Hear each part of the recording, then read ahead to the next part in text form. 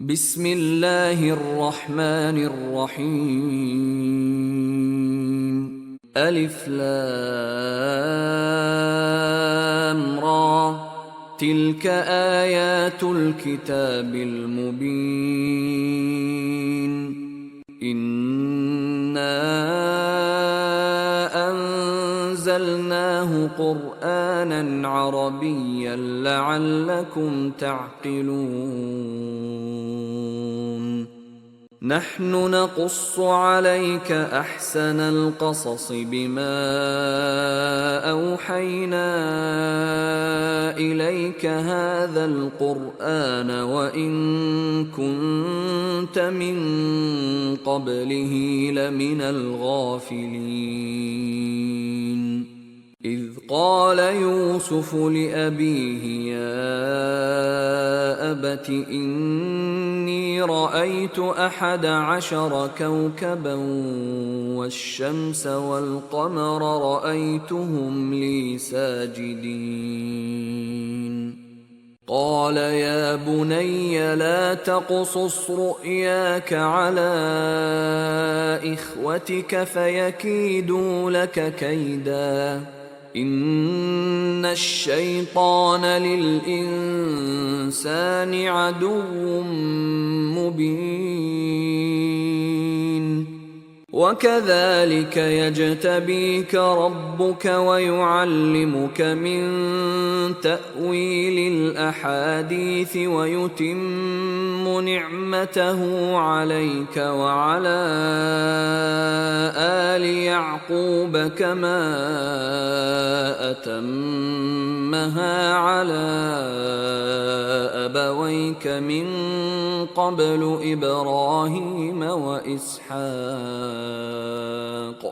إن ربك عليم حكيم. لقد كان في يوسف وإخوته آيات للسائلين،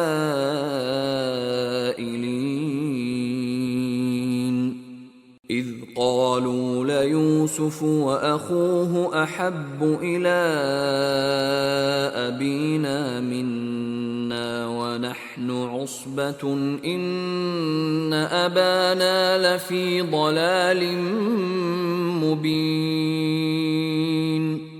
اقتلوا يوسف أو اطرحوه أرضا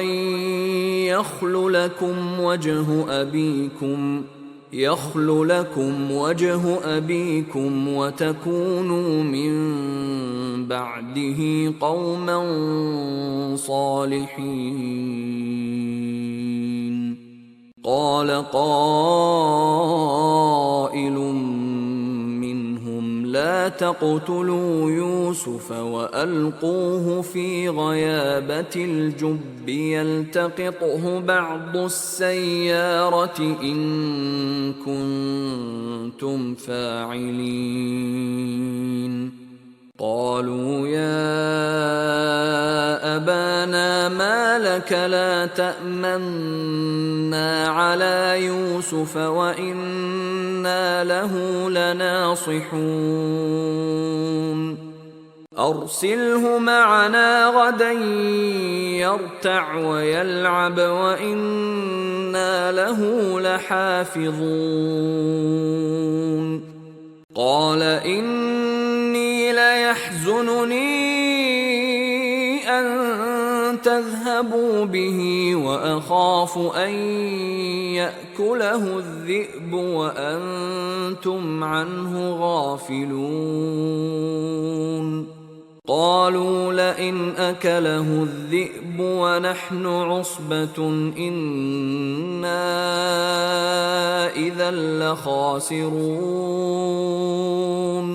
فلما ذهبوا به وأجمعوا أن يجعلوه في غيابة الجب وأوحينا إليه لتنبئنهم بأمرهم هذا وهم لا يشعرون. وجاءوا أباهم عشاء يبكون قالوا يا أبانا إنا ذهبنا نستبق وتركنا يوسف عند متاعنا فأكله الذئب وما أنت بمؤمن لنا ولو كنا صادقين وجاءوا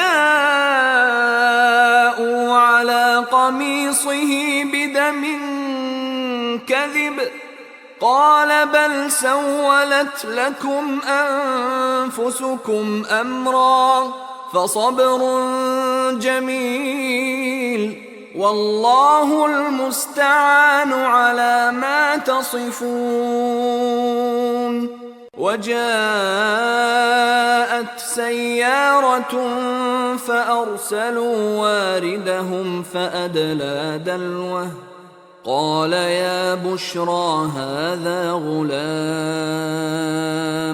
وأسروه بضاعة والله عليم بما يعملون وشروه بثمن بخس دراهم معدودة وكانوا فيه من الزاهدين